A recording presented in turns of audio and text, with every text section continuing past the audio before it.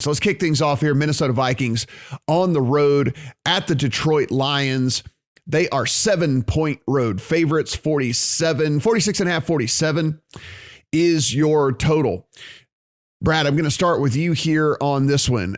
We get a Vikings team last week that, look, it was, I'm not going to say it was like the old Vikings or anything like that, but it was just one of those, you kept feeling like, okay, here's where they turn it back on. Okay, here's where it is. And this is where they're finally going to get this thing close again. And it just never came about. And of course, the very unfortunate fumble in crunch time by Dalvin Cook, which ended up being an injury as to why he fumbled. I'm not sure why this line hasn't pushed through the touchdown. Is it if people are valuing Dalvin Cook that much? It's still a winless Lions team, and I don't think maybe people realize that the backup situation in Minnesota is about as good as humanly possible, maybe outside of Dallas, that Alexander Mattison would be starting on about 20 different NFL teams, if not more. So I don't know, man. I understand the Vikings are a really tough team to bet on and to back because of the way that they play, but this Lions team is just garbage. I think I would say the line is a reflection, A, of the fact that the Lions have covered a lot of games, kept a lot of games close, and B, that the Vikings seem to be, I think every game except one this season has been a one-score game. If they have the lead, they sit on it. For the first game between these two, I think they're up 10 late, and then they nearly lost the game on a 2-point conversion before their own drive. So these two teams have played a lot of close games this year, and it's tough because you would say if the Vikings wanted to, they could score 30 here and give up 7 and leave. But that's just not really what we've seen from them this season. So it's tough to then go and lay 7 and say, oh, this is the week they do it. But they could do. So I thought, I'm not at a play. I would say maybe the best way to do it is the under 46.5 or 47 here. Just if we do think that the Vikings sit on the ball if they get a lead, it's tough to see the Lions having too much success throwing the ball, certainly.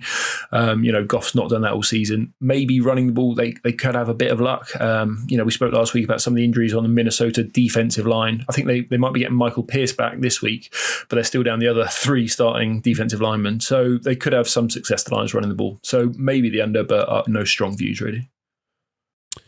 Steven, you are on this one, and you did go ahead and lay the 7 here with the Vikings. Like I said, I think people maybe are valuing the Cook situation too much, or maybe giving a little bit too much credit to this Detroit Lions team. But, again, if we go by our power ratings, if we go by what we, have just seen on the field so far, this Vikings team is just vastly superior to this Lions team. And again, that backup situation with Madison coming in, I mean, he's as good as 25 other starters in the league right now. So I don't know. I do have the Vikings in a teaser leg, actually in multiple different teaser legs, taking that 7 down to 1, but I might end up laying the 7 as it comes down to it as well. I did debate whether the -7 full game or a -3.5 first half was a better bet for a lot of the reasons Brad was mentioning about just Zimmer taking his foot off the gas in the second half of these games when he gets a lead. Wound up just taking the 7 for the full game.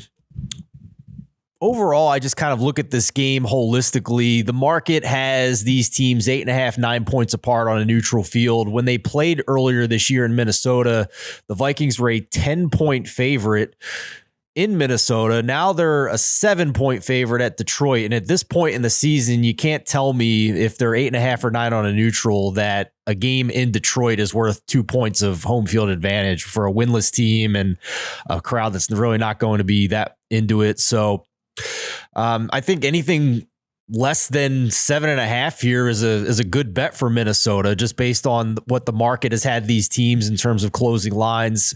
I echo what you say about losing Dalvin Cook. The last 4 games Alexander Mattison has played where he's had at least 20 carries, he's gone for 95 plus yards. So I'm also going to be looking for rushing yardage props on him. I don't see any yet at the moment as we record this on Thursday morning, but keep that in mind for his last 4 full-time games.